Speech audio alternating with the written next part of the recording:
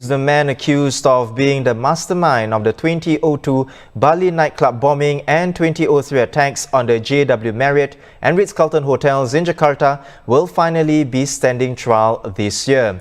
Ridwan Isamuddin, also known as Hambali, will face a formal hearing in front of the U.S. Military Commission in Guantanamo Bay on August 30th. Two others who will stand trial with him are Nazir Lep, known as Lili, and Farik Amin, known as Zubair. All three were captured in Thailand in 2003. Shortly after January 8th of 2000, the United States knows that Hambali, also known as Ridwan Isamuddin, has ties to the 1995 Bojinka plot, but apparently fails to share this information with Malaysian authorities, who therefore miss a chance to arrest him. By 1999, the U.S. government determined that Hambali was one of the founders of Jaya, a front company central to funding the Bojinka plot. U.S. investigators also found a photograph of him on Ramzi Youssef's computer in 1995, further tying him to the Bojinka plot.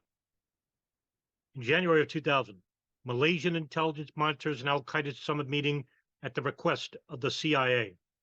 Malaysian intelligence recognized Hambali and Yazid Sufat from photos of the meeting. Both are longtime residents in Malaysia. Both have ties to the terrorist group Jemaah Islamiyah. However, because the United States does not share the information about Hambali, the Malaysians decide not to arrest or question Hambali and Sufat, since they are not aware either man has any criminal ties. As a result, Malaysian authorities failed to learn more about him in this summit meeting, which was attended by two future 9/11 hijackers. The U.S. also fails to follow up with Hambali despite their knowledge of him. By the spring, FBI agent Jack Clunan, a member of the FBI's I-49 bin Laden squad, will tell author Peter Lance after 9/11 that another FBI agent belonging to the I-49 squad named Frank Pellegrino saw some of the surveillance photos taken of the al-Qaeda summit in Malaysia several months earlier. Clunan will say that Pellegrino was in Kuala Lumpur, the capital of Malaysia, and the CIA chief of station said that he was not supposed to show the photographs, but to take a look. Know any of these guys? Pellegrino does not recognize them, as he is working to catch Khalid Sheikh Mohammed and apparently is not involved in other cases. However, there have been numerous reports that Khalid Sheikh Mohammed was at the al-Qaeda summit. Further, Lance will note that Pellegrino could not identify Khalid Sheikh Mohammed. He could have not recognized Hambali, another attendee of the summit. Pellegrino basically said that he could identify Khalid Sheikh Mohammed, but he could not have recognized Hambali. And while Pellegrino was in the Philippines in 1995 and worked with local authorities there as they interrogated Abdul Hakim Murad, one of the Bojinka bombers.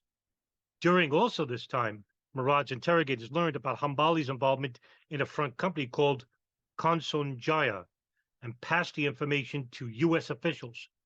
Further, an FBI report from 1999 shows the FBI was well aware of Hambali's ties to Jaya by that time. By the summer of 2000, Jemaah Islamiyah prepared to attack U.S. military personnel in Singapore, but consults al-Qaeda's top leaders and passes them a casing video before it begins carrying out the plot. The initial plan is to attack a bus that transports U.S. military personnel from a metro station in Singapore and is devised by a Jemaah Islamiyah operative called Faiz Abu Bakr Banfana. However, when the proposal is known to Jemaah Islamiyah leader Hambali, Bafana is told that he needs the approval of Khalid Sheikh Mohammed for the operation, and that he has to travel to Afghanistan to get it. Bafana cannot find Khalid Sheikh Mohammed, so he talks to Mohammed Atef, the military commander of al-Qaeda, who promises to provide funding and suicide bombers, as long as Jemaah Islamiyah contributes explosives and transport. Khalid Sheikh Mohammed subsequently sends Bafaya money for the operation. 9/11 hijacker Khalid al-Medar apparently visits Malaysia twice to move the plot forward. However, Jemaah Islamiyah sent Mohammed Atef a casing video which would be found after the U.S. invasion of Afghanistan. Even though the United States sits on the video for a month, Singapore is able to roll the plot up based on information it obtains on its own by identifying certain Jemaah Islamiyah operatives and interrogating them.